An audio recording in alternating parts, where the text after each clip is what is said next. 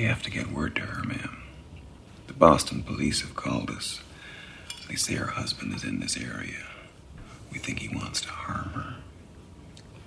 So if she calls, you have her ring the police at Sioux City and ask. She won't call, not till Sunday, she said.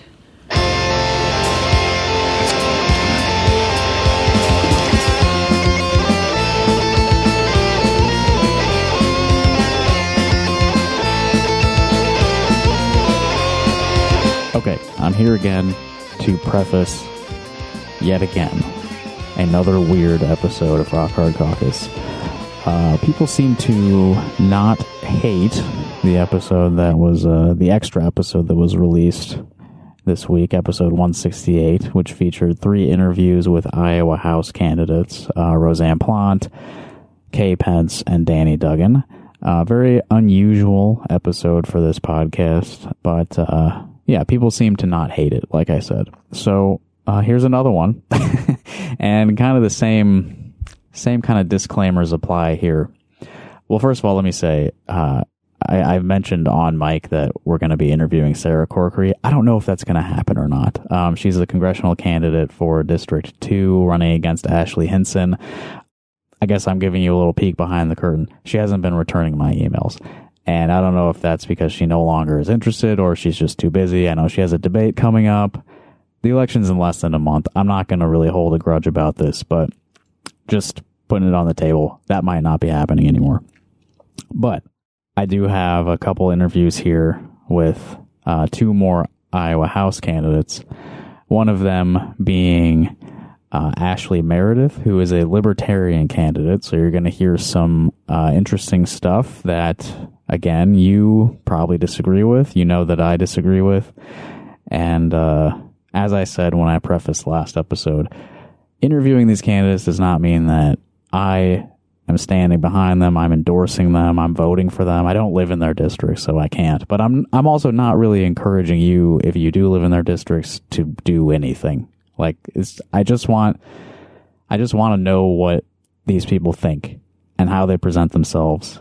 And we have here some pretty unvarnished phone interviews. I let them kind of say whatever they wanted. I didn't really cut any content. I just had them speak to me and tell me what they're about. And so, yeah, we've got Ashley Meredith and we've got Amy Nielsen. This is like kind of important, I think, because she's a sitting member of the Iowa House. She's like in office. She's an incumbent. And she was willing to come on and talk to me. So that's, remarkable, I think.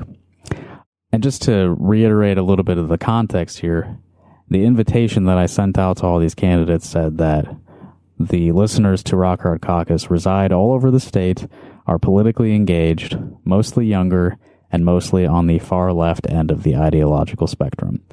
So that's what these people knew about going into this. I gave them what I think is an accurate description of what this show is and who listens to it. And this is what they had to say to us as a collective. And this may be the last of these kind of unusual candidate interview episodes, unless I suddenly start receiving a bunch more emails from people who haven't been emailing me. We may be going back to some regularly scheduled programming after this, which is maybe welcome. I don't know. But here are the interviews, and I'll give you a little outro once you're done listening to those as well.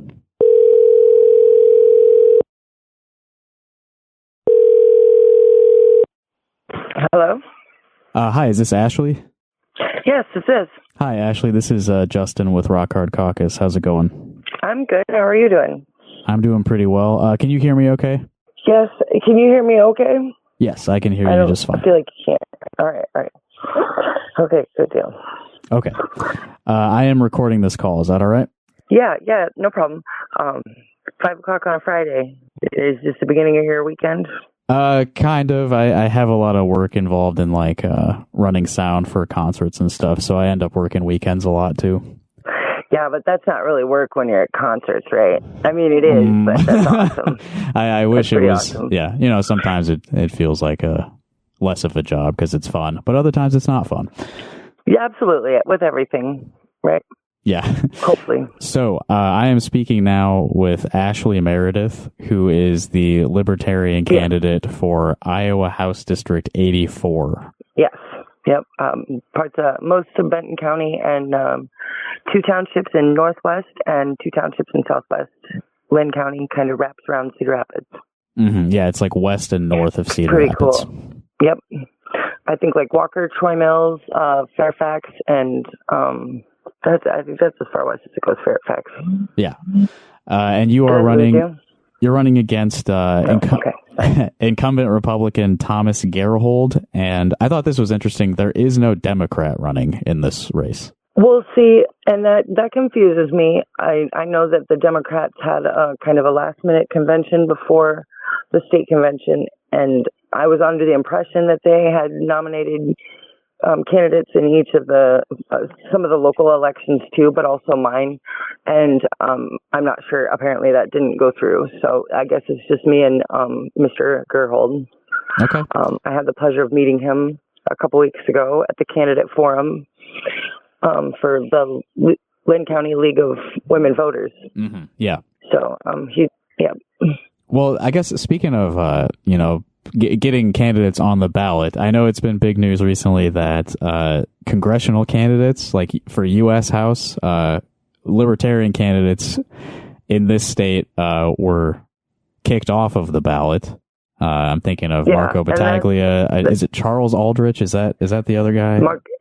Yes, there was a couple, and I'm sorry that I don't know their names right off the top of my head. I know Marco Battaglia was definitely one of them. I know he filed his own lawsuit in addition to the one that the state party, headed by Jules Cutler. She's been doing great. I mean, like the whole team there in the state has really pulled it out because we just got the opportunity to have our party be part of the major party status here because of Rick Stewart. He ran and got us a seat at the table, and so now I'm hoping that Iowa is able to keep that for the next election. Right. So I'm curious, like the reason that they got kicked off the ballot was some sort of like procedural thing where the nomination process didn't like quite fit the letter of the law. So what was the process for your nomination? How did you get onto the ballot for House District 84? Okay, so my friends and I, actually my boyfriend Jim Gill and my friend Jessica Fear, we're the only 3 that came to represent Benton County.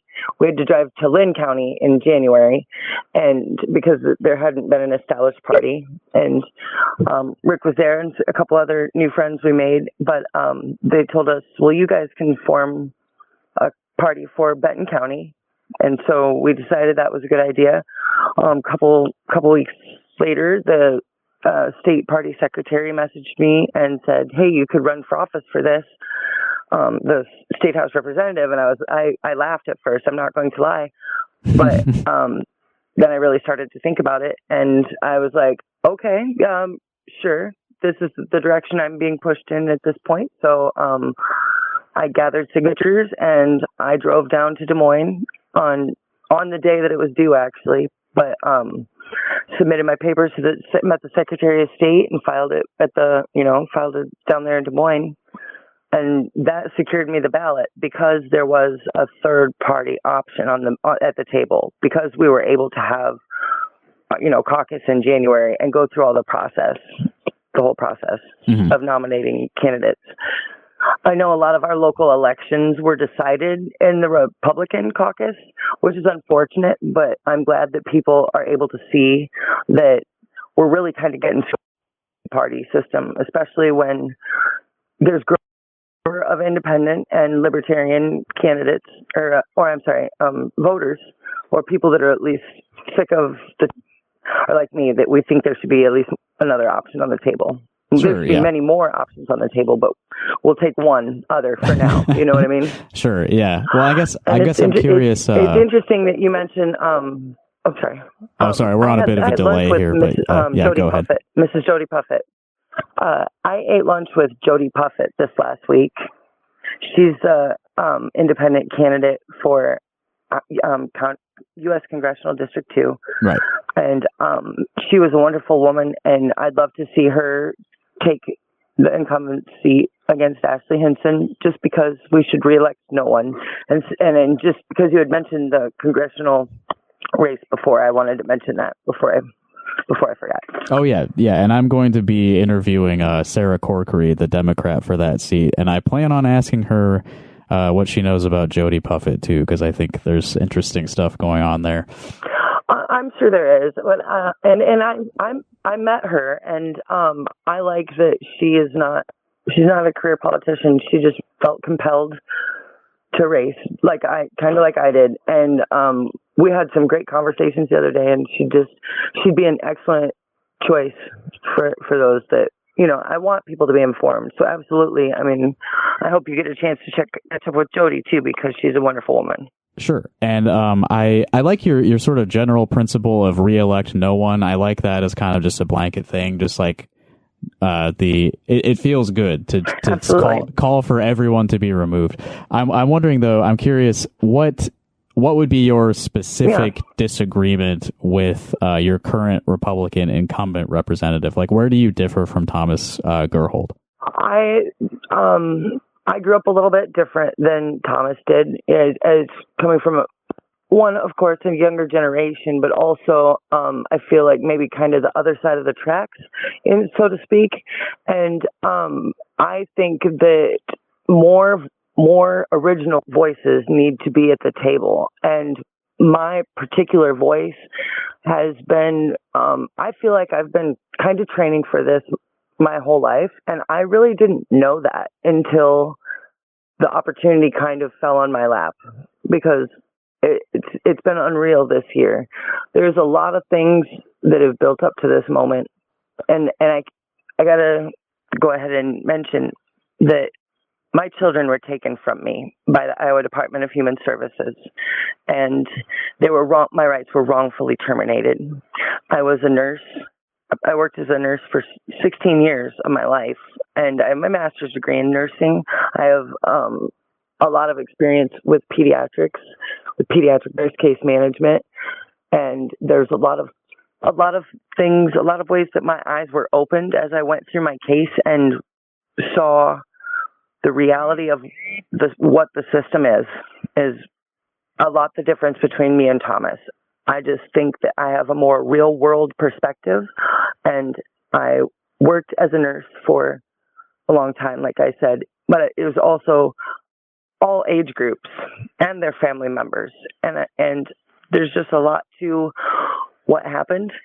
And I know it has led me here, and I accepted the opportunity as it came to me because I believe that I'm the person for the job to help bridge differences in Des Moines. I'm tired of arguing about who did what to get us where, because we're all here right now and we need to figure shit out. Excuse my language. Oh, sorry, yeah, you're welcome to swear if you want, but you don't have to. I did notice an emphasis. I appreciate that. I try not to anymore. Well, yeah. I did notice an emphasis on family preservation on your campaign website. And you don't necessarily have to get into personal details, but I mean, are there any particular reforms that you have in mind? No. Well, they're all related in the end, really, because I want to see reforms in, obviously, the way that our children and our young people and our families are being treated. I want to see a change in social stigmas against, whatever population in the state, because we're all in this together. And there's a lot of crazy stuff going on in our country, a lot of crazy shit going on. And really, we're lucky to live where we live in the United States. And we have neighbors all around us that we need to just start working together. And that's really what I want to do in Des Moines, and why I think that I can help. There's perspectives that aren't being spoken for, and there's a lot of shit going on that has me scratching my heads. Has us scratching our heads. I just want to bridge the gap, because everybody at the table has a valid point of view, because that's their reality, and we have to accept that we all have our own individual point of views, but we need to figure a way to where we can bring them all together, because I think that we could do a lot better job than what we're doing. Like criminal justice reform. I mean, tax code reform. I mean, you know what? Actually, one thing that has really been on my mind the past couple of days is utilities. And I have a friend who they literally lost their house, right? Because they could not get the city to work with them on paying their bill, and they were nickel and diming themselves. I mean, you know, if you get a late notice on your door, are you still there? Yes, I'm here. Okay, sorry. My phone keeps vibrating, and I'm not sure why, but sorry. Anyway, sorry, I am here though. I want to go back to the utilities board. Okay, I appreciate that. The utilities board, I sent them an email and let them know that I was a candidate and that I would be very interested in their response, because I was under the impression that utilities boards, or the Iowa Utility Board, you know, is in place for things like that. Like, why is this able to be happening? That, you know, people get charged a $50 tag fee. You already can't pay your bill, and now they're going to charge you $50 more just to drive to your house and deliver a piece of paper and shut you off, and then you got a disconnect fee. Yeah, it's a lot of just punishments they don't have to work with people. Do you know what I mean? It's and then I come to find out that the Iowa Utilities Board, and I'm not exactly clear on all the terminology of this, but from what I understand of it is they don't really have jurisdiction or authority over. They have over one company in Iowa. Oh, right. I have read about this. Yeah. And that the rest are municipalities. Do you know what I mean? And it's all these little things like this. Like, why are corporations getting away with bleeding us dry and it not being, I mean, I want my tax dollars to go to AEA programs. I want my tax dollars to go to kids that can't eat freaking lunch at school. I want, like, you know, we should be investing in our future. Absurd decisions being made down in Des Moines. And I don't like it. The department, if you trace that back in history, that was created by Rockefeller. He's the one that sorry, Ashley, I think you millions of dollars into the Department of Education. And I'm not saying that there's bad. Okay, can you hear me now? Yes, you are back. Okay, back. Sorry. All right, sorry, because it's really important. I was on a bit of a roll there. I appreciate that. So the Department of Education is where I was at. Rockefeller went over to actually it was in Poland after the First World War, when Germany had captured Poland, and they wanted to instill German nationalism into these Polish people, but they knew that they were never going to turn these older people. They were diehard, they're Polish people, right? And so they started indoctrinating the children. They created public school systems. And Rockefeller saw this, and he's like, hey, I don't want a nation of thinkers. I want a nation of workers. And he he invested millions of dollars into the Department of Education, right? And I'm not saying that the people that are in those positions are necessarily bad. I'm saying it started off as a bad institution and poorly designed, and our children are suffering because of it. I don't know what's going on in schools. I know that the teachers are probably very good people, and right reasons. I'm so grateful for the great teachers in my life that helped me along the way, because despite all of my difficulties, it has been my career and my education. Shit. Do I still have you, Ashley? I guess not. You know what? Let me just try to get her back. Call from Ashley, Meredith. To accept, press 1. To send. Sorry, are we connected now? Yes, we are. Oh, okay. Hi, Ashley. Much better. Sorry about that. Yeah, no problem at all. Okay, I do have another obligation in a few minutes, but I did want to ask you about something specific. Let me just check my notes here. Okay, I was reading your campaign website, and you have a blog on there where you write about issues that are important to you in your campaign.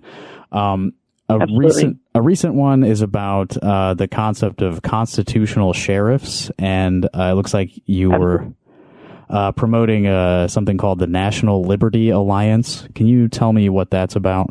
Well, somewhere along the line, they started shifting the definition of a sovereign citizen and labeled it as domestic terrorism, I guess. In some parts of the country, they're looking at it like that. What it really is an organization that sheds light on the true corruption of the criminal justice system and the court system, the legal system, and emphasizes the importance of the definition of words when we're dealing with our government. And the judicial branch has become very powerful, and it needs a stronger look by our fellow Iowans, because we all should be paying attention to everything that's going on right now. It's easy to be distracted by one, headline after another with the presidential election, but there are over 57,000 other elected positions in our country. Sure. And they deserve a lot, just as much attention as the kind of the shit show that is the presidential election. And I do got to make sure that I want to share with your viewers that I am voting for Chase Oliver for president. Okay. Because in order to keep major party status for Iowa, or for the Libertarian Party, Iowa needs to come up with 2% of the vote for the presidential candidate, the Libertarian presidential candidate. Mm-hmm. And I guess I'm not really confident in presidential elections so much as I am local elections. I know that the integrity of our local elections offices, especially here in Iowa, is just we don't hear of like crimes or anything like that. It's well ran, and everybody gets a chance to vote, and hopefully more people exercise that right this time around. Speaking of all these local elected officials that in probably most respects have a lot more of an impact on our actual day-to-day life, sheriffs are some of those local elected officials, right? And so in this concept of a constitutional sheriff, like what exactly would their role be as opposed to like what sheriffs are doing now? I'm really glad because, and man, I wish I could think of his name right now. He wrote a book about the criminal justice system and the mental health system in our state and how it's eroded. And the sheriff's office are dealing with the front lines of things, whether it be, domestic violence or drugs or whatever's going on in these households. They're the ones that are often left dealing with it because our government has really failed them. I mean, they do what they have to do because that's how the law is currently. And just because the law says what it is, I wish they would really follow the advice of that sheriff. God, he was a Black Hawk County sheriff. Sheriff Tony was his name, Tony Thompson. And he wrote, and really there's a lot of things. We need to be looking at things from a holistic human systems dynamic point of view, instead of trying to compartmentalize and trying to say this is the cause for this problem and this is the only solution. We need to be looking at how we are an interconnected web of humanity that are interdependent on one another, and each of our roles in this mess that we've ended up in is kind of by design. You know what I mean? There's people at the top pulling strings. Sure. And so I'm actually, for all my struggles, I am blessed, and I know I'm right where I'm supposed to be, because we need a voice for all of us. You know what I mean? Down there, I'm not your typical politician. And my best argument, I guess, is how has that served you in the past, voting for the typical looking politician? Maybe it's time for something different, and just reelect no one. We're the only ones that can drain the swamp. One man can't drain the swamp. We do that. We do it by voting for the challenger. And you know what? But for libertarian and independent, because that's another voice in the table that needs to be heard. And we do it again in 2 years. Man, look at that. Swamp drained. How do you know? And this, and that's the reality. We have the power. We just have to stand together and actually use our voice. I hope, even if you don't vote for me, I hope you go to the polls, because I want your voice to count too for local elections. That "Drain the Swamp" slogan seems to be pretty popular among Donald Trump voters. Is that Right. How do you feel about Donald Trump? You said you're voting Chase Oliver this time. Yes, I am. And I will tell you, I really did not like Bernie in Trump in 2016. I was a delegate for Bernie Sanders to the state convention. Actually, Mm-hmm. I served as an alternate delegate at each stage of the game, and then I wish I could have been there in Philadelphia to be yelling very loudly and probably get arrested at the national one when they cheated Bernie out of the win, and then we all know what happened from there. Mm-hmm. I will say that I think that the media sound bites Mr. Trump. I think that he is a businessman, and in order to steer our country out of it has become USA Incorporated. In order to steer us away from there, he might have had some insights and done some good things that we won't ever know about in our generation. Because if the media that is owned by 3%, the three families, right, essentially owns the media, they own everything. And so they can tell us whatever narrative they want to tell us. And so anybody that's really mainstream media tells you to hate, I think they're probably pretty all right in my book. And I'd like to sit down and have an actual conversation with them. So like I said, I was a diehard Bernie, because damn it, if we're spending all this money on taxes, it should be going to, like I said, take care of our kids, mm-hmm. take care of our people, and help us all get ahead, because no one wins unless we all win. And our government has done an excellent job of holding down a significant portion of the population in this state, federal too, because of decisions they made. There was millions of pounds of methamphetamine dumped here right after the Depression in 1985. Around there was a lot going on in our country in the Midwest, and then they did it with opiates, and no one's there's opiate dollars coming down the pipeline, but what's it going to be used for? I mean, I know a considerable amount has to be used for, opiate recovery, but the systems that we already have in place, they're not freaking working. They're not fucking working. Yeah. Quite frankly. Yeah. Still a big problem. And it's not okay anymore. I was a nurse for a reason. I was a mom for a reason. I worked hard for all my life, and I got screwed every which way but Sunday. I owe $180,000 in debt for my education, and they took my children from me, and they took my career from me, and I told them they were messing with the wrong mom. They were wrong mama bear. I let these women know. I decorate pumpkins for Halloween every year for the local Benton County DHS. And I've been trying to teach them lessons that I don't think that they're quite comprehending, because they still want to look at people like they're trash. When they walk into homes, they want to think that everybody's an abuser. And that's a very slim minority that they're using that to barge into people's homes and overstep their bounds and authority as not even well-trained social workers, and steal children and get paid for it. And that's just part of the puzzle. You know what I mean? Yeah, it's a big one on a huge brain. I'm sorry. I feel better though. Thank you. Well, hey, yeah, I'm glad you got the opportunity to share that. And the reason that you were able to share that is that this is an independent media production, not owned by one of the three families that you were referring to. I love that. I love that. I love rock your caucus.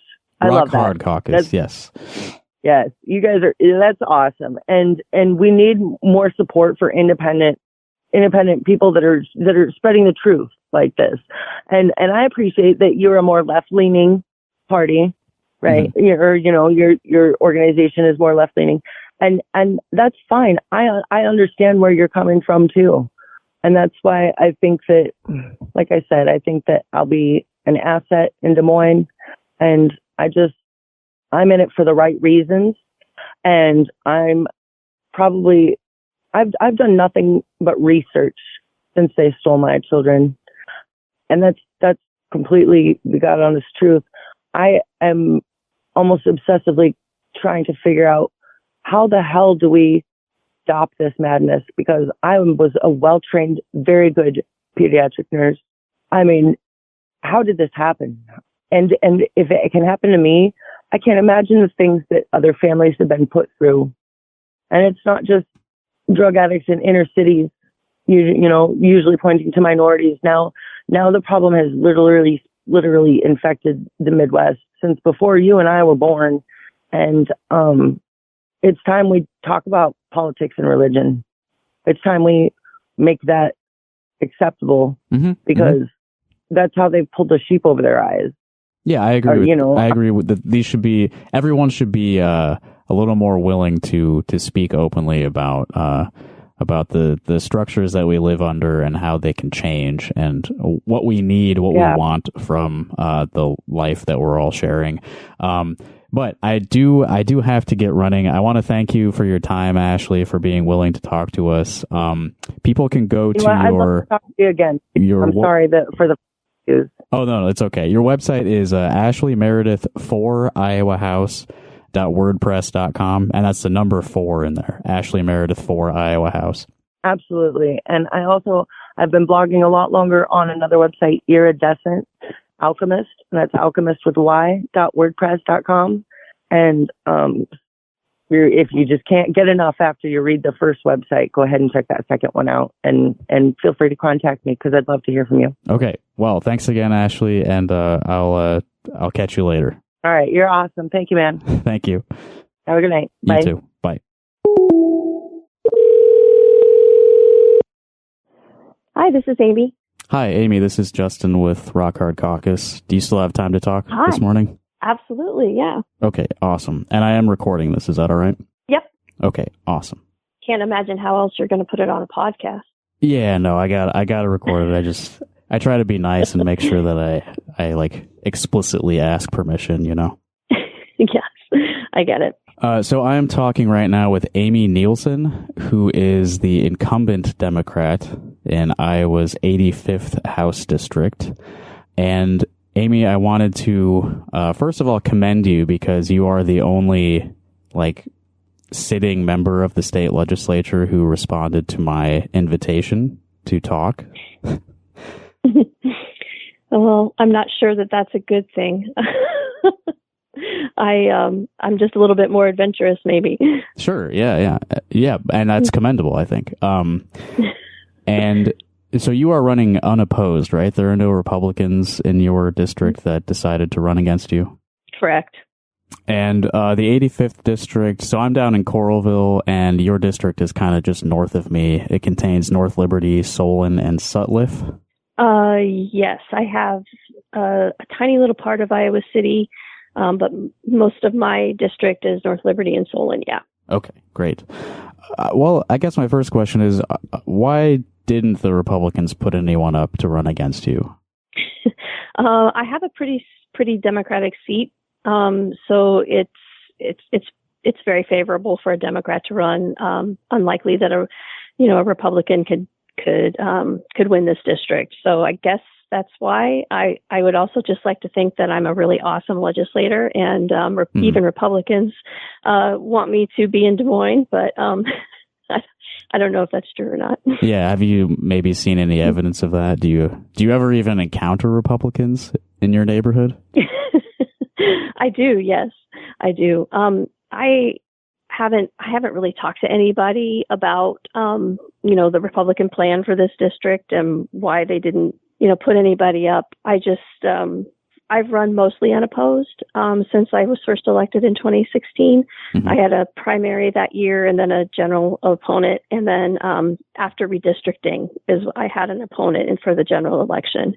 But it's unusual around here for a Democrat to actually have a Republican opponent. We're so blue here, which is not a bad thing. Yeah, it's not a bad thing for, this general small area, but that's not the case for most of our state, unfortunately. No, not that most of it is red. Mm-hmm. No, not a good thing. Yeah. And if I have this correct, you are the assistant minority leader for the House Democrats, right? Yes. Okay. Could you tell me a little bit about what that actually entails? Like, what are your responsibilities there? Sure. Off season, it's really a lot of fundraising and making sure that I'm always traveling out to different counties to talk to them, the counties that aren't as lucky as us to be blue. The Democrats out there are a little bit fewer in numbers, and a lot of times they feel like they don't get to be heard by other elected officials. So getting out there and talking to them is a big part of it too. During session, I do a lot with just keeping the team cohesive. One of my duties is I am in charge, I say in quotes, of all the ranking members for the different committees. So the lead Democrat on the different committees, we get together, make sure that we all know what's going on. If there's any issues, we take it back to our leader, Jennifer Kahn, first, and make sure we know what to expect. And a lot of the times we're also discussing amendment ideas and what bill could we slip this into to get a vote, because in committee they have to vote on it. They can't knock it out. So we try to get some Republicans on some votes that we could use later. I guess that's really about it. I get a really good parking spot. Oh, okay. So there are perks to this. Exactly. Okay, so that process that you gave us a little insight on there, I don't have the numbers in front of me, but our state legislature is pretty heavily dominated by the Republican Party right now. Have you found a lot of success in getting any of your Republican colleagues to vote for amendments that you all have proposed? Not a lot. Over my 8 years, I think I've maybe gotten 2 or 3 bills that I championed and brought in and put a Republican's name on and shepherded through the process. I probably got 2 or 3 of those done. And amendment wise, maybe a handful. But for the most part, the rule up there is we don't take Democratic amendments, and the Republicans must have 51 votes before they'll bring a bill to the floor. So even if there's a bill that the majority of the House would pass, if the Republicans can't pass it with their own votes, they won't bring it up. Oh, okay. So even if you have 51, including all the Democrats and a few Republicans, they're not going to let that through? Mm-hmm. Correct. They see it as a win for Democrats, and they just take it off the table. Yeah, it's happened a couple of different times just this year. Can you give me an example of one thing that got shut down like that? I could, and I knew you were going to ask me that. And as soon as I realized that, it flew out of my head. It was ROFR, right of first refusal for utilities. That if there's any work that needs to be done in their service area, that the utility that owns it gets the right to do that work first. There were enough votes on, if you combine them from both sides, to pass that. And, I don't know if there was any other reason other than they just didn't want to hand us a win. I know that was said, in the hallways, but, I think that's the big one that I can remember from last year. Okay. And just to reiterate, that's right of first refusal. Mm-hmm. And if the bill had gone forward, that would mean that the utility company that owns the infrastructure would have the right to repair it. Correct. Or build out. Yes. Okay. And I guess, how does it function now without that bill in place? I believe that it goes out to bid, and anybody is allowed to put in for that work. And so if that bill were to go through, the owner of that would have to refuse the work in order for other people to get the work. Okay, so I imagine this is a concern because there are large corporate interests who can bid on the work and take it away from smaller businesses. Mm-hmm. Okay. Yeah, there's a lot of out of state companies that want to come in and do it, and it's important to keep the jobs in Iowa. We don't want people shipping their own people in from other places to do the work. We want Iowans to do the work. So that's one of the big arguments for that. Yeah, that makes sense. I do have a kind of unrelated question. The other day, so this podcast, we have a Patreon to kind of support it financially. The other day, I saw somebody named Amy Nielsen signed up for the Patreon. Was that you? It was. Okay. I just wanted to make sure it was you. I wanted to hear. I want to hear the call us. Because I've been listening to the free ones. And I just got really intrigued, and I wanted to hear the ones. That are behind the paywall. Okay. Well, I appreciate you doing some research before you came on to talk to me. And I felt like that should probably be disclosed. I have received $10 from my interview subject now. Yeah, don't spend it all in one place. All right, what else do I have here? Well, this is kind of a broad question. We were talking a little bit earlier about how your district is, one of the few that's like Democrats have a huge advantage. They're going to win that seat no matter what. And there are plenty of other districts in the state where it's the opposite. Republicans are definitely going to win. So my broader question, over the past decade or so, the Democrats have lost a lot of ground in Iowa. There's been a bit of ebb and flow, but the trend has been downward for the Democrats. Again, this is a big question, but Amy, why has that happened? Oh, I wish... how long do we have for this? I mean, it's up to you. I don't have anywhere else to go. Okay. Well, I think a lot of it has to do with people feeling like they weren't being heard. I moved back to North Liberty in 2007, and I started getting involved in politics in like 2012 and state politics in like 2014. So I have maybe a little bit of a decade's worth of observation into, kind of what's been happening. Mm-hmm. A lot of the things that we hear, it's that people aren't excited about the Democrats. They don't like that we're mostly against things. That's, like there's no plan, you don't have a plan to actually do anything. You just want to be against everything. And I think that was a fair criticism for quite a while. I don't think you can use that criticism anymore because House Democrats have put out a plan, the People Over Politics plan, and it's exactly what Democrats would do if we were in charge. Things like lowering costs for Iowans and protecting public education, protecting reproductive freedom, and legalizing recreational use marijuana. Those are things that a majority. Oh yeah, those are things that a majority of Iowans want to see in the state. So those are things that we're pursuing. We have actual legislation that we will propose to show how we will implement all of those things too. So I think that people just knowing us, knowing who we are, will help us, gain some traction back, and certainly gain some seats back in the House. I know we've been working really hard on it. I know I've heard from a lot of people that when Chet Culver vetoed the collective bargaining bill, that really turned a lot of people off. Hoping that maybe people will start to forget about that and start remembering that we weren't here then, and we're trying really hard. Like, collective bargaining and labor rights are a big part of our platform.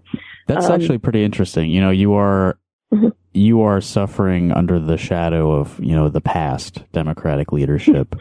Mm-hmm. And just for those of us who maybe are a bit too young to remember the details of that, Chet Culver was a Democratic governor, and you say he vetoed a collective bargaining bill. And what would that bill have done?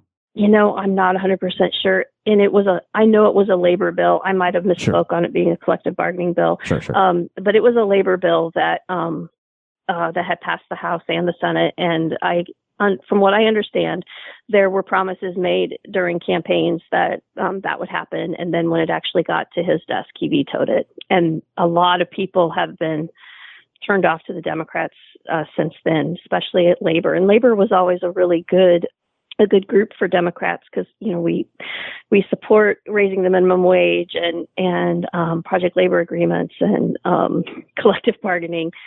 But that that was a tough one. And it goes back to kind of, I was at a high school class yesterday and they asked, what is your biggest, what's the biggest asset that you have there? And I always say it's your word. You have to be able to be trusted. And if you break your word to one person, that just kind of, ruins the future because nobody will trust you anymore. So yeah, we've been definitely living under that shadow. Mm-hmm. This just occurred to me. There are certain workers who are excluded from protections under the National Labor Relations Act. And one of those groups is agricultural laborers.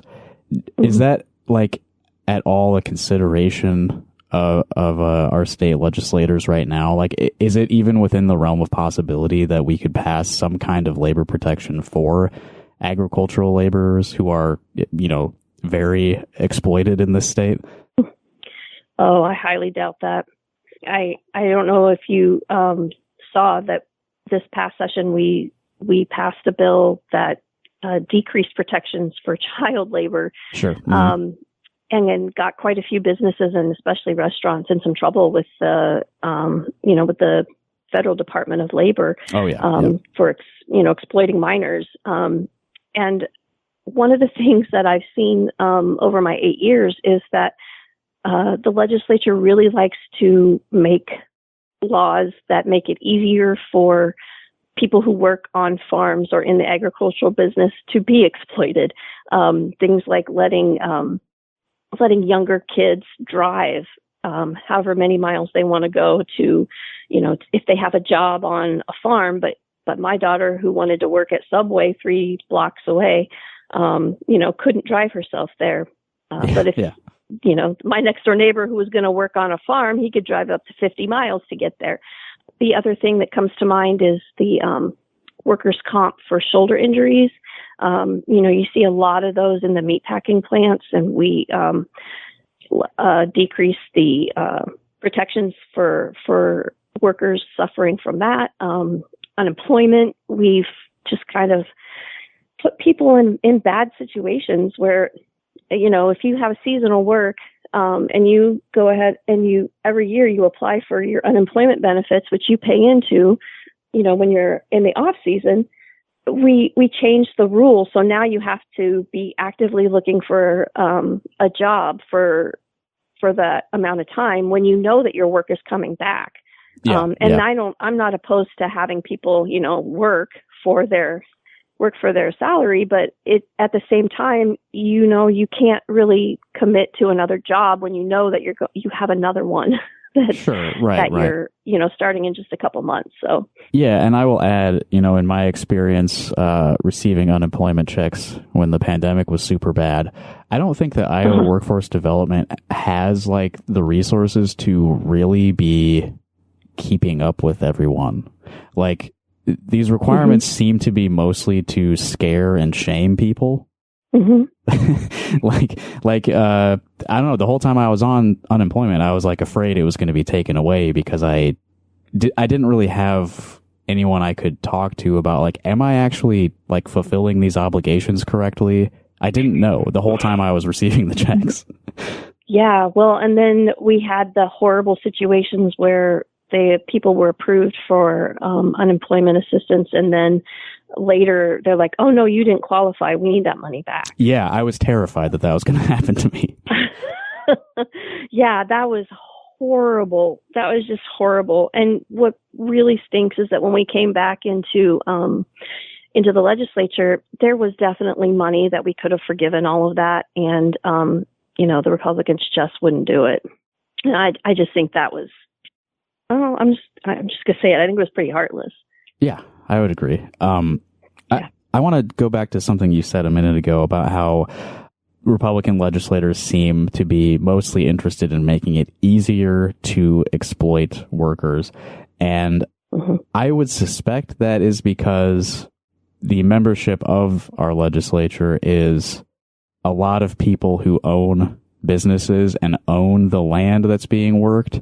And so it's in their best interest to make it easier to exploit their employees, right? Yes. Mm-hmm. And how do you make your money, just out of curiosity? I make my money in the legislature. I was a stay-at-home mom for, 14 years before I went to got into politics. And, so yeah, I'm lucky that, my kids were a little bit older when I decided to go for this. My husband decided he was up for the challenge of learning how to cook when I wasn't here. And, that's good. So yeah, I'm very lucky that I can do this, that I can do this job because it doesn't pay much. It's $25,000 a year, which, it really makes the pool for who can come up and do the work, while we're in session very small.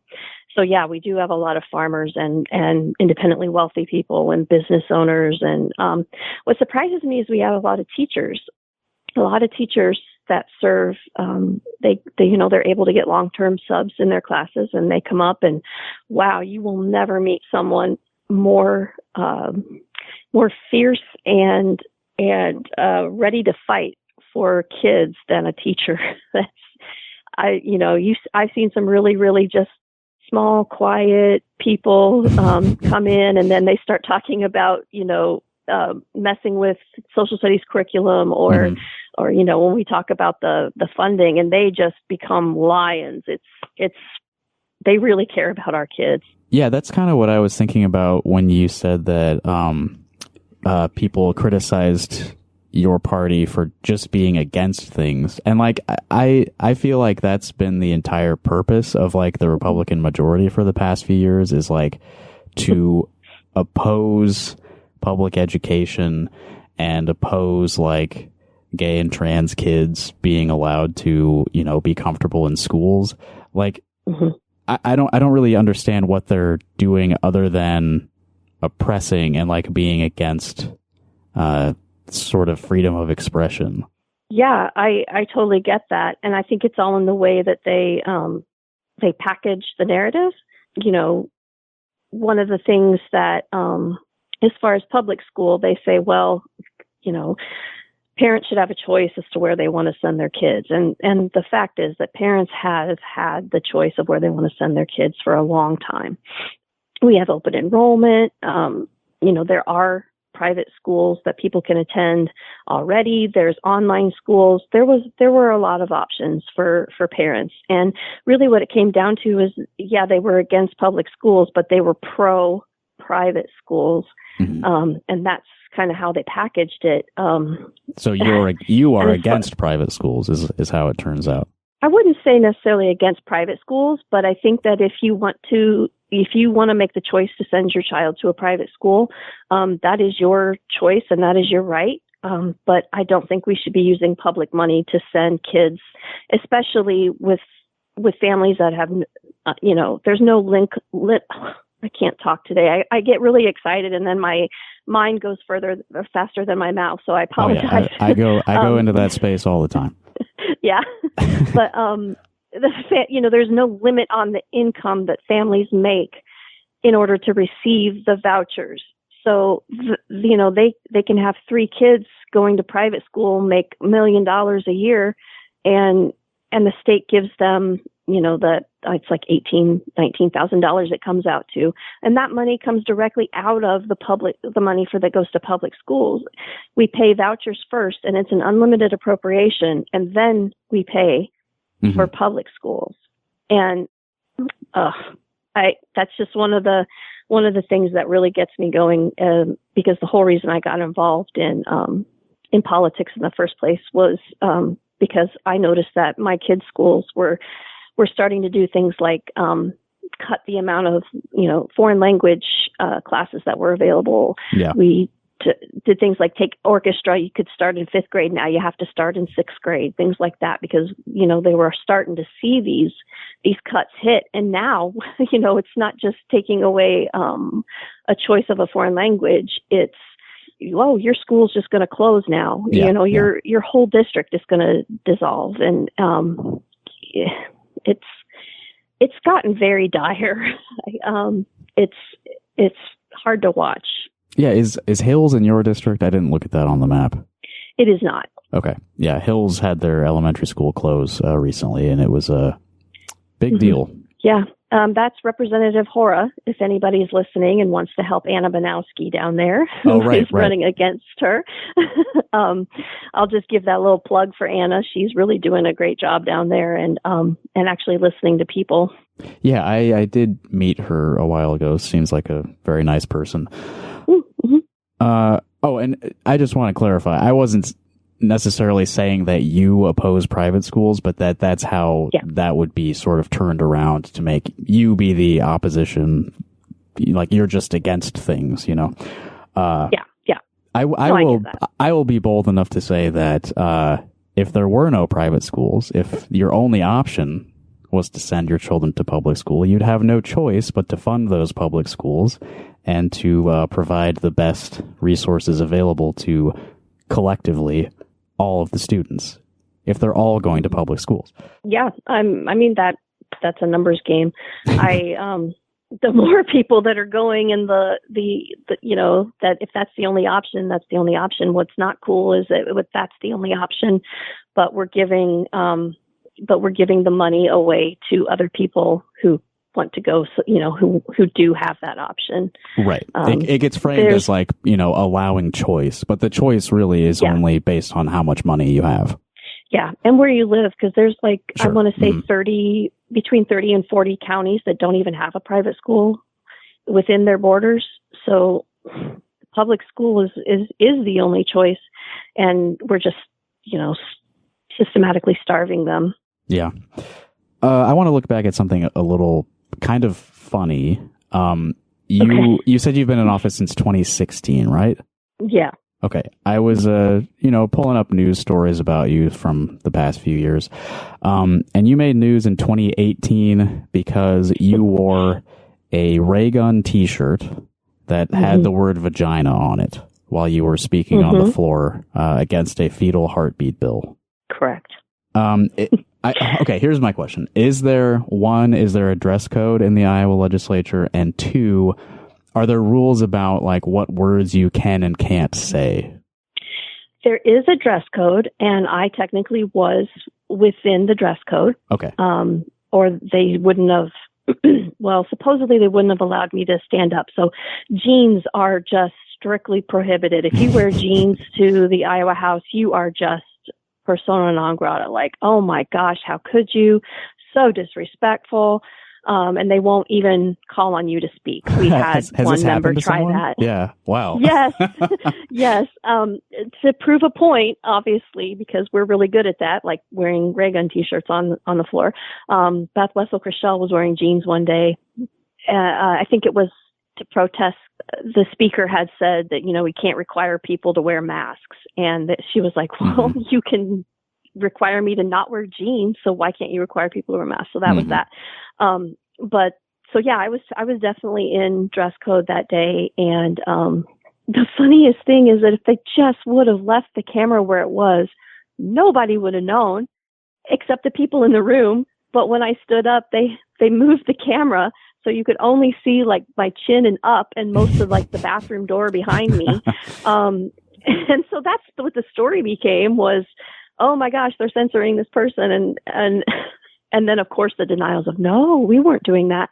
That just happened to happen that one time ever, the whole, history of putting our debates online or broadcasting them. So was this like a particularly prudish camera operator, or were they like instructed to move the camera? I think they were instructed to move the camera. This was under Speaker Linda Upmeyer. Okay. And I'm pretty sure someone leaned over and said, jack that camera up a little bit. Well, okay, so what's more offensive? A camera pointed at some bathroom doors or the word vagina? What's more obscene? Well, they needed to make sure that only women were going in the women's bathroom and only men were going in the men's bathroom, I guess. So, sure. God, their preoccupation with bathrooms, it's just, it's ridiculous. Okay, so you were speaking in opposition to a fetal heartbeat bill. I think it's appropriate probably to talk about vaginas when what's being considered as a law restricting abortion, because that involves that part of the body, right? So, yeah, I just feel like that should be fair game. Like that's what you're discussing. You should be allowed to use that word. Yeah, you really should. And honestly, it should be required that you use that word and know what it is and the functions of, the parts that you're trying to restrict. Yeah, it's baffling. This past year, a lot of times I just laugh and go, it's baffling. I don't know. I'm trying to fix it. But we had one, I believe it was Brooke Bowden, stood up and read the sexually explicit definition on the House floor for one of the bills that we were passing, to ban books. Sure. But they didn't want kids to hear, and they listed like all the words and things like that. Wow. It was awkward for one thing. But also it was like, wow, so you can stand up and say that on the House floor. I can't wear a t-shirt that says vagina. It's mental gymnastics up there is what I always say. The hypocrisy is strong with them. Did you how to phrase this? The banning books thing. I feel like books in general are not particularly dangerous. Like that's kind of like a safe way for a child to like be introduced to concepts, because it's pretty much just words and still images at worst. So I guess theoretically, do you think there should be really any like state law restricting like content for like an elementary school library?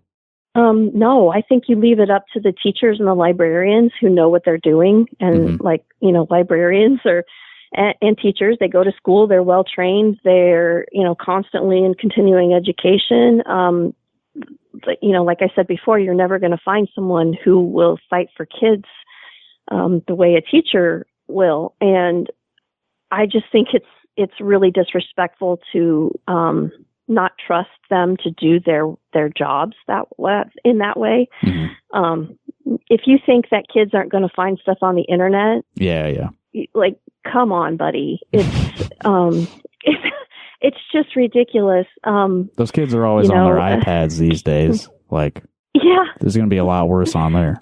Oh, for sure. And I'd rather my kid get a book and read about it and become curious and hopefully would come and ask either me or their teacher the questions, that brings up and their minds grow. I mean, that's what we want, right? We want a well-educated society. I guess it just does not make any sense to me why you would ban books. Yeah. Sure. Yeah. It's about, not trusting children to handle subjects maturely. And I guess, they're not going to all the time because they're kids, but how else do you become a mature person than by, thinking and talking about these issues? Yeah. I think the worst thing that happened to me with a book that I checked out from the elementary school library, I think it was a book by Beverly Cleary, and it said something about Santa not being real. So that was how I definitively figured that out. I already had suspicions, but Oh, okay, well, that is an exception. I do think we should ban books that explicitly say that Santa or the Tooth Fairy or the Easter Bunny are not real. Okay, I'll look forward to seeing you propose that bill in the next session. Yes, got to protect kids from that. Yeah, that's a conversation between them and their parents. We should not be allowing that in schools. Yeah. Oh gosh, yeah. That's about how silly it all is anyway. Mm-hmm. I did have another kind of serious thing to ask you about. Another thing that you made the news for in your tenure in the state legislature. In 2019, you were seeking information from the state about sexual harassment cases involving state employees. Mm-hmm. Can you shed any more light on that? Yeah, so there was a case where the Senate was being sued. The state was being sued because there was a sexual harassment claim and retaliation claim in the Senate. And we were not getting information about what happened, the multiple steps of failure that happened between when the person first made the complaint and all the different departments and things that really just kind of blew it off. Yeah. And we just weren't getting that. And as a legislator, I was entitled to have that, and I couldn't publish it, obviously, but like I was entitled to see that information, and they wouldn't give it to any of us. And so I had to go to the Public Information Board, and eventually we got all the information. But that was 2019. Gosh, it feels like it was forever ago. Well, but I would say things really haven't gotten any better as far as transparency in our state government. In fact, they're taking proactive steps to reduce transparency in our state government. So, yeah, that was the beginning of finding a lot of things that were troubling and that were going on that nobody really knew about. Yeah, and I appreciate you like taking that issue seriously and like making it a big news item. I do have to ask you this, and I apologize if this I don't know, makes you uncomfortable or gets you into any trouble, but Iowa Senator Nate Bolton, he ran in the primary for governor in 2018, and he ended his campaign in the wake of some sexual misconduct allegations himself, and he still is in office. I guess I don't know what my question is here exactly, but do you have any thoughts on Nate Bolton's continued political career, continued involvement with the state Democrats? Yeah, and obviously I was a huge supporter of Nate Bolton in 2018.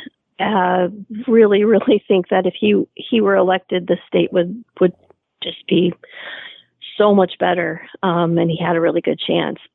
As far as him being elected, I'll say that his constituents believe that he should still be in office, and that's really all that matters. Nate's a friend of mine. I think he's a good legislator, and if we're the party, just in general, if we're the big tent party, we have to be able to forgive people for things. Nate's come out and made statements about, changing things and trying to take the allegations with, take them in and review his behavior and think about, what he does. But again, it just comes down to that his constituents have reelected him and they want him to be there. And I disagree with, Bobby Kaufman being in office, and would love to get him out, but his constituents want him there, and it's the same for all of us. I don't know what some activists who are very outspoken on this issue really want to happen. And I don't think they can make anything really happen because, again, it's up to the people in his district. Sure. When you brought up that long rambling answer makes any sense. It does. When you bring up Bobby Kaufman, is that just an example of just any Republican you would want voted out, or is there something involving him that's of concern? Oh no, just that he's a local Republican that I figured most listeners knew that name. Sure. Yeah, for sure. Yeah. You brought up forgiveness, and again, like you're not responsible for Nate Bolton's actions or anything, but I genuinely don't know this, but like the people who accused him of the misconduct, I don't know if they have forgiven him for that. I guess what I'm wondering is like, is it anyone else's place to forgive him? Well, I guess I'm not sure exactly how you rephrase that. Forgive him for. Well, to revisit what you said, I think if the Democratic Party is going to be a big tent that involves forgiveness, and so if I'm taking your meaning correctly, Nate Bolton should maybe be forgiven for his past transgressions and continue to be a productive member of the Iowa Democrats in the state Senate. Sure. Okay. Yeah. I mean, I think that people make mistakes when they're, in office. I mean, think about Bill Clinton. And I'm definitely not saying that, Nate did anything anywhere close to that. Mm-hmm. But, people are human and people make mistakes. And I think acknowledging, and again, I'm not saying that any of this is true or false. I don't know. I've never met the women that made the allegations. I just know Nate, and I just know how I generally believe. If people are going to make a mistake and they acknowledge it and they work to rectify, the actions of that mistake, I do think that there should be some room for some grace with people, because we all are humans. We all are going to make mistakes. Some bigger than others, obviously. But I don't know. I've seen, okay, I'll give you an example of, a few years ago, there was a member of the House Democrats who was picked up for, driving under the influence. Mm-hmm. Definitely don't recommend that. Don't approve of that. That's not something that any of us want to do, right? But that person made a mistake. They acknowledged it. They said, "Hey, I need to do better. I'm going to, get some help. Maybe have a little bit of a problem." And I think that's what happens when you make a mistake. That's what should happen, right? And we, there was talk about, taking all this person's committees away and not letting them do anything in the caucus. And I'm like, that's just really not the way the real world works. People make mistakes. They, hopefully they admit to them and seek ways to better themselves and change. And then you just have to have some grace for other humans. Well, I will say sometimes that kind of is the way the real world works, right? Like, if somebody has, something serious on their criminal record, like that does affect their employment a lot of times. And I think you asked, what did the activists who were very vocally speaking their displeasure with Nate Bolton remaining in office, what do they want? I think that they're just uncomfortable with somebody who has done things like that having some authority over them and making laws and voting on the laws of the state. I mean, I think that's what the concern is, to speak for them. Sure. And I get that. The thing is, though, I mean, these were alleged. Nothing was ever, he was never charged or convicted of anything. And yes, we need to believe women and everything, but at the same time, you can't, I guess, being convicted in the court of public opinion is tough, and it's not always fair. Sure. Well, okay. Again, this is not, you're not responsible for this, so I appreciate you being willing to talk about it for a few minutes. But we should move off of that, and we should probably start wrapping this up. Amy, what are your closing thoughts? What are your main concerns? What would you like our audience to hear you say before we hang up? I would like your audience to hear that Democrats are trying. We're changing. Again, the House Democrats have their people over politics plan, but it goes so far beyond just putting some plans together on paper. We're changing the attitudes and the word, of course, just escaped me. But the tenor of our group, changing the way we do things at the Capitol, getting out and making sure that we're talking to more people, listening to more people.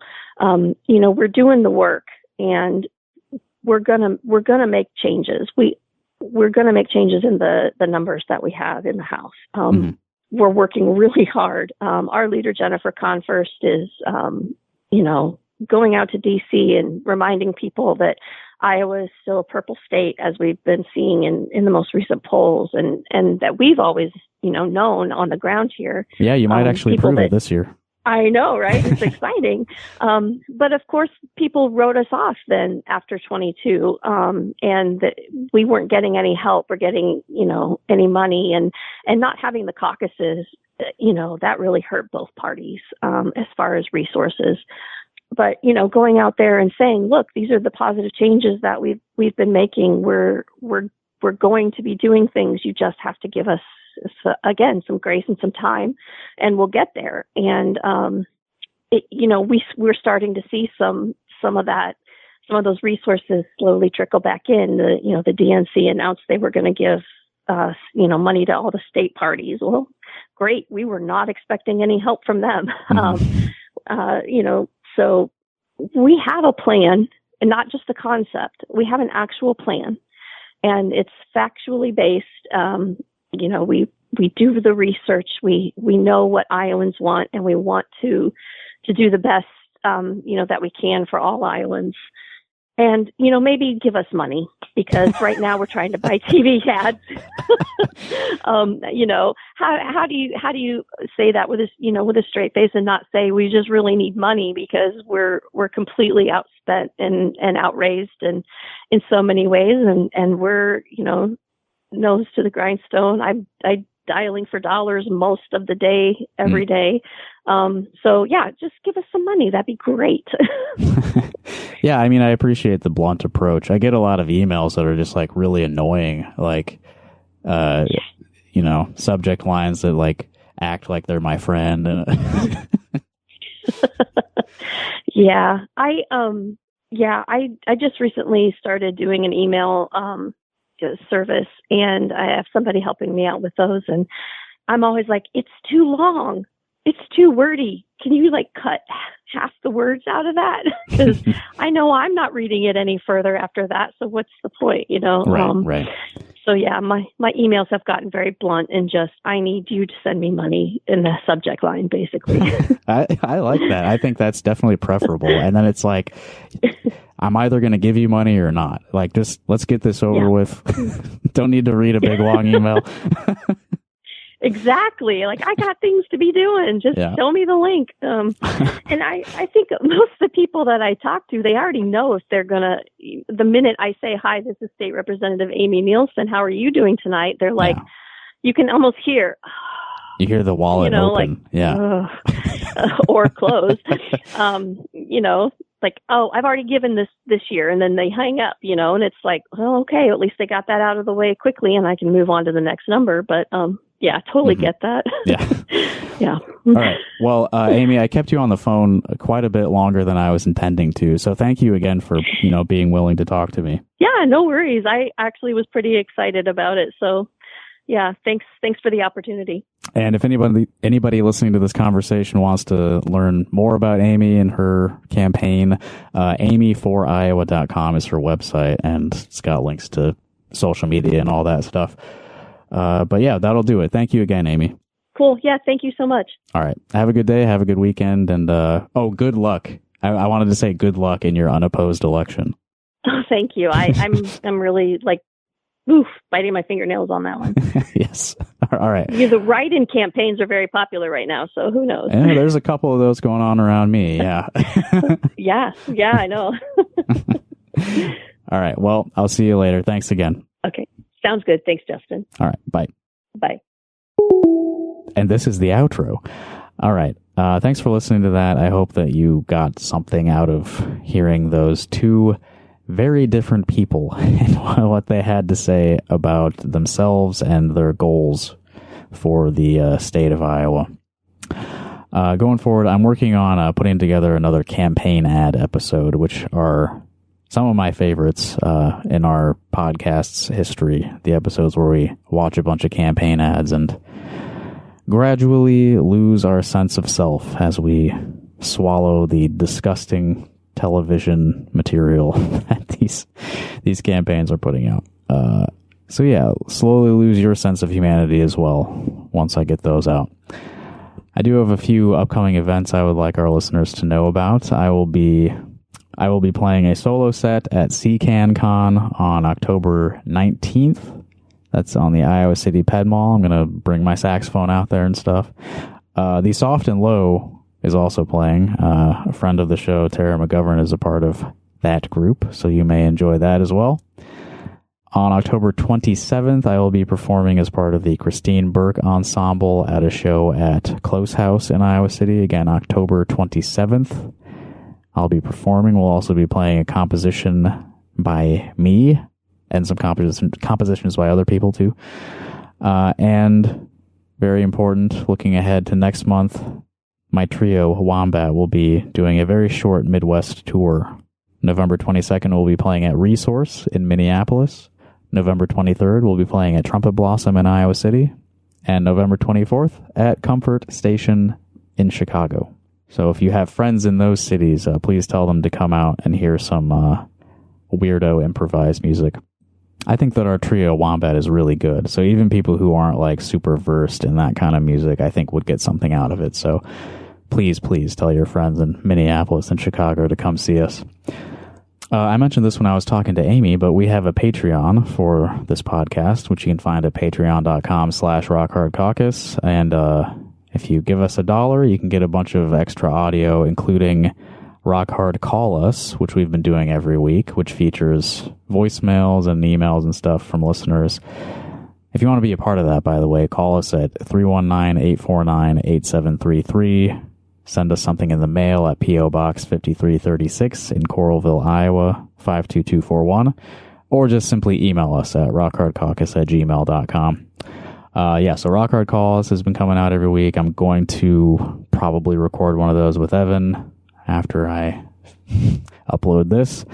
So that might be coming out very soon. And we've also got a new episode of Bay Not Me Slippin' that's scheduled for release on this Thursday. That's our series where we review the output of the band Slipknot. So that'll be out Thursday. We got a great guest for that one, so I'm really looking forward to you hearing that. And hey, hopefully we're going to be doing a Halloween episode. I really want to, just got to make sure we can get it all scheduled. So look for that on the Patreon soon, hopefully. We're going to close out with some new music by the band Kaleidoscope, who are now located in Kansas City, but they are from Iowa City, and they're fantastic, by the way. If you've never heard Kaleidoscope, you should definitely check it out. This is a new song they released called Boss, like B-A-W-S-E. Go to their Bandcamp page, which is, and they spell Kaleidoscope different from how, like, the thing that you look into and turn, and it's got like stained glass type stuff. It's not spelled that way. It's spelled Collidescope, and their Bandcamp is kaleidoscope.bandcamp.com. There'll be a link in the podcast description. But yeah, this is Boss by Kaleidoscope. I think it's like really kick-ass. I'm glad that they released this and that I was able to listen to it. And if you would like me and the listeners of Rock Hard Caucus to listen to your music, please go to rockhardcock.us and click the link at the top that says Submit Music to send me your music. Because I don't know about all music in the world, I don't know. If you want me to know, you got to tell me, okay? All right, that's Rock Hard Caucus for this week, and we'll see you soon. Thanks for listening.